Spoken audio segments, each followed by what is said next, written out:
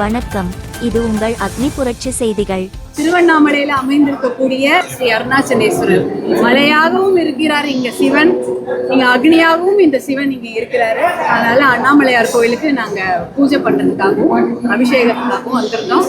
ஒரு திவ்ய தரிசனம், விபூதி அபிஷேகம், நம்மளுடைய எல்லா கஷ்டங்களும் எல்லாமே இங்க பஸ்வமா போகும் அப்படின்ற ஒரு நம்பிக்கையோட விபூதி அபிஷேகம், மனம் குளிர பால் அபிஷேகம், நம்மளுடைய கண் குளிர சந்தன அபிஷேகம் எல்லாமே கண்டு கழிச்சோம். அண்ணாமலையாருக்கும் அபிஷேகம் நடந்தது, உண்ணாமலை அம்மன் அந்த அம்மாவுக்கும் இங்கே அபிஷேகம் நடந்தது.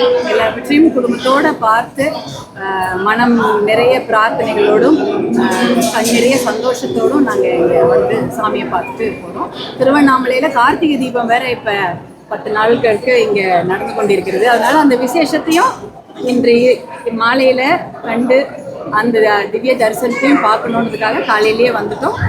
இந்த மாலை 6 மணிக்கு மேலே மலையே அண்ணாமலையே அங்கே மலையாக இருக்கிறாரு, அங்கே எரியக்கூடிய கார்த்திகை தீபத்தையும் பார்த்து தரிசனம் செய்யலாம் என்று நினைக்கிறோம்.